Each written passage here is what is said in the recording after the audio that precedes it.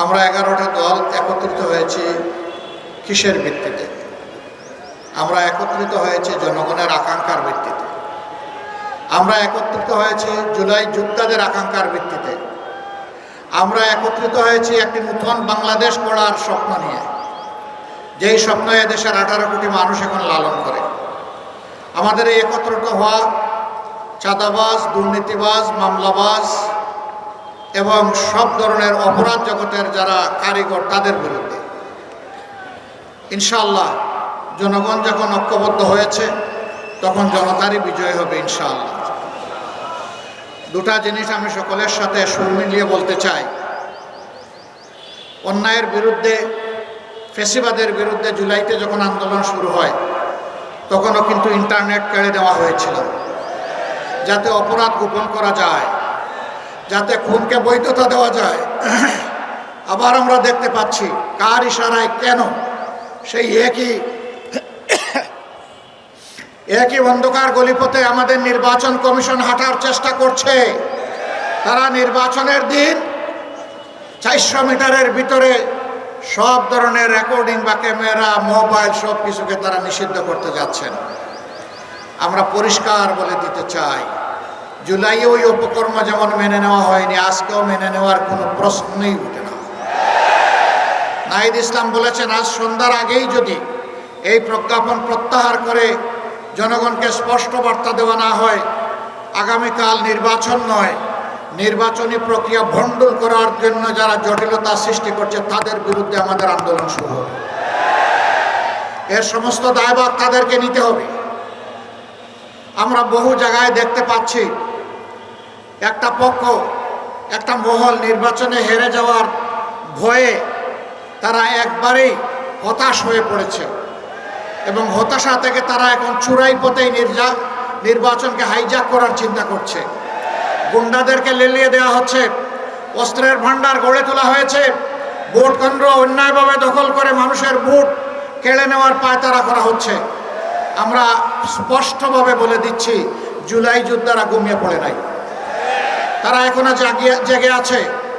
তাদের সমস্ত অপকর্ম ইনশাআল্লাহ আমরা প্রতিহত করে দেব। এই অপকর্মের মাধ্যমে কেউ জনগণের ভোট আবার ছিনতাই করবেন, এই দুঃসাহস কেউ দেখাবেন না, এই দুঃস্বপ্নে কেউ ভুগবেন না। সম্মানিত 13 আসনের জনগণ, এটি একটি মর্যাদাপূর্ণ আসন, কিন্তু দুঃখের বিষয় কিছু অসৎ লোক এই এলাকাকে বিভিন্নভাবে জর্জরিত করে রেখেছে সামাজিক অপকর্ম করে। এখানে ব্যাপক হারে বেপরোয়া চাঁদাবাজি চলে, এখানে মাদকের রমরমা ব্যবসা চলে, এখানে আমাদের বুকের সন্তানদেরকে ভুল বুঝিয়ে বিপদগামী করে তাদেরকে অস্ত্রবাজি করা হয়, দখলবাজিতে নামানো হয়, এখানে মামলা বাণিজ্য হয়েছে। আমরা আমাদের যে সমস্ত সন্তানদেরকে বিপদগামী করা হয়েছে, আমরা তাদেরকে ইনশাল্লাহ বুকে টেনে নিয়ে সংশোধন করে তাদেরকে মর্যাদাবান নাগরিক হিসাবে ইনশাল্লাহ গড়ে তুলব। ওই ধাপ্পাবাজদের হাত থেকে এদেরকে বাঁচিয়ে তুলব আমরা ইনশাআল্লাহ। যদি আল্লাহর মেহেরবানিতে জনগণের বুটে ভালোবাসায় আমরা আত্মবিশ্বাসী, ইনশাআল্লাহ হাও বিজয়ী হবে, ইনশাআল্লাহ 11 দলের পক্ষেই জনগণের বিজয় অর্জিত হবে। এখানে লক্ষ্য করবেন, আমরা কোনো ব্যক্তি, পরিবার, গোষ্ঠীর পক্ষে এই নির্বাচনে নামিনি, আমরা নেমেছি 18 কোটি মানুষের পক্ষে। আমরা ঘোষণা দিয়েছি স্পষ্টভাবে, আমরা কোনো দলীয় সরকার কায়েম করব না, আমরা জনগণের সরকার ইনশাআল্লাহ কায়েম করব। আমরা এও ঘোষণা দিয়েছি, আমরা নির্দিষ্ট কোনো দলের বিজয় চাই না, আমরা 18 কোটি মানুষের বিজয় চাই। 18 কোটি মানুষের বিজয় অর্জন হলেই এটি হবে আমাদের মহাবিজয় ইনশাআল্লাহ তাআলা আজিম। একটা পক্ষ, দল, ব্যক্তি, পরিবারের বিজয়ের জন্য পাগল করা হয়ে উঠেছে।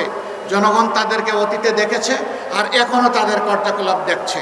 আমরা বিশ্বাস করি বাংলাদেশের শান্তিপ্রিয় জনগণ অবশ্যই তাদেরকে সমর্থন করবে না, তারা জনগণের দ্বারা প্রত্যাখ্যাত হবে। যারা জনগণের পক্ষে আছে, জুলাই আকাঙ্ক্ষার পক্ষে আছে, জনগণ ইনশাআল্লাহ তাদেরকেই বেছে নেবে। এর আলামত ইতিমধ্যে স্পষ্ট হয়ে উঠেছে। ডাকসুর বিপি সাদেক কায়েম বলেছেন, অলরেডি তরুণ সমাজ তাদের রায় জনগণকে জানিয়ে দিয়েছে। 5টা বিশ্ববিদ্যালয়ে তারা এই জুলাই আকাঙ্ক্ষার পক্ষেই অবস্থান নিয়েছে এবং জুলাই আকাঙ্ক্ষাকেই তারা সম্মান করেছে। ইনশাআল্লাহ 12 তারিখও বাংলাদেশ একই দৃশ্য দেখবে। কেউ যদি সেই দৃশ্য দেখে এখনই ভীত সন্ত্রস্ত হয়ে আবারও বলছি চূড়াই পথে পা বাড়ান, তাইলে এই জাতি এবং আমরা তাদেরকে ক্ষমা করব না।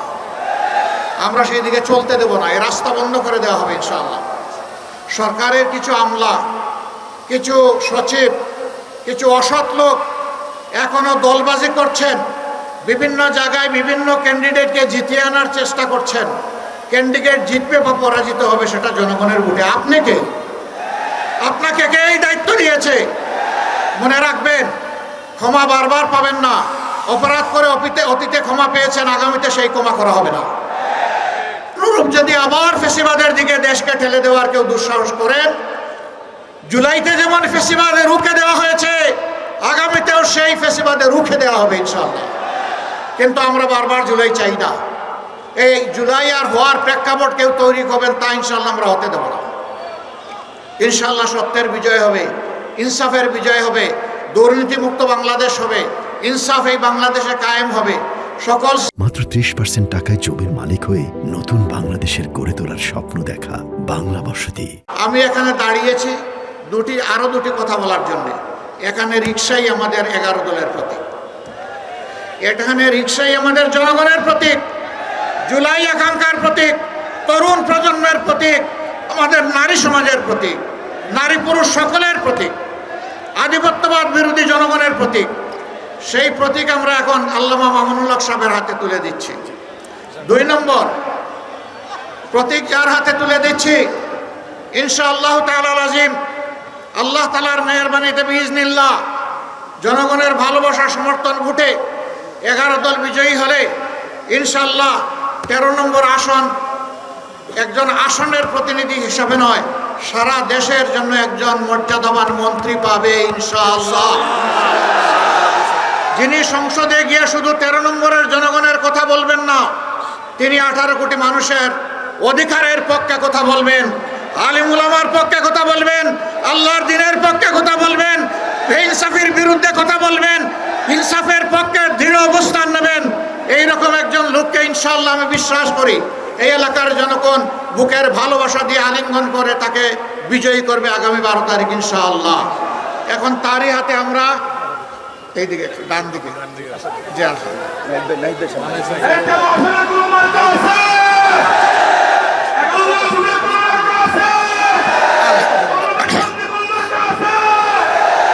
আমরা 11 দলের পক্ষ থেকে এমন একটি মার্কা আমাদের ভাই সম্মানিত আলেমে দ্বীন হযরত মাওলানা মামুনুল হকের হাতে তুলে দিচ্ছি, যেটা বাংলাদেশের জনগণের পরিবহন, যেটা গরিব দুঃখী সাধারণ মানুষের পরিবহন। ইনশাআল্লাহ সাধারণ মানুষের ভোটে বিজয়ী হয়ে আমাদের ভাই মামুনুল হক আগামীতে সংসদে গিয়ে জনগণের অধিকারের পক্ষে কথা বলবেন। মার্কা আছে?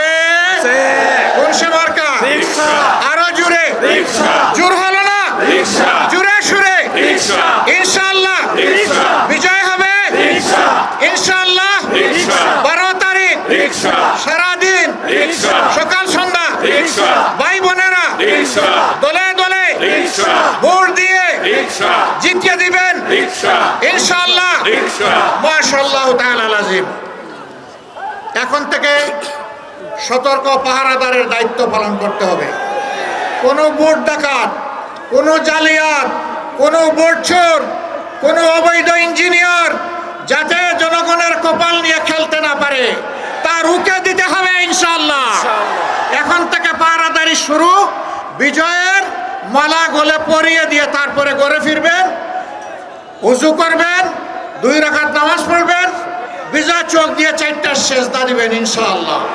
আল্লাহ তাআলা আমাদের সঙ্গে আছেন। নাসরুম মিনাল্লাহি ওয়া ফাতহুন কারীম ওয়া বাশশিরিল মুমিনিন। জি, নামাজের পর এবার আল্লাহ তাআলার তাকবীর ধ্বনি নিয়ে আমরা বিজয় নিচ্ছি ইনশাআল্লাহ। লিল্লাহি তাকবীর। আল্লাহ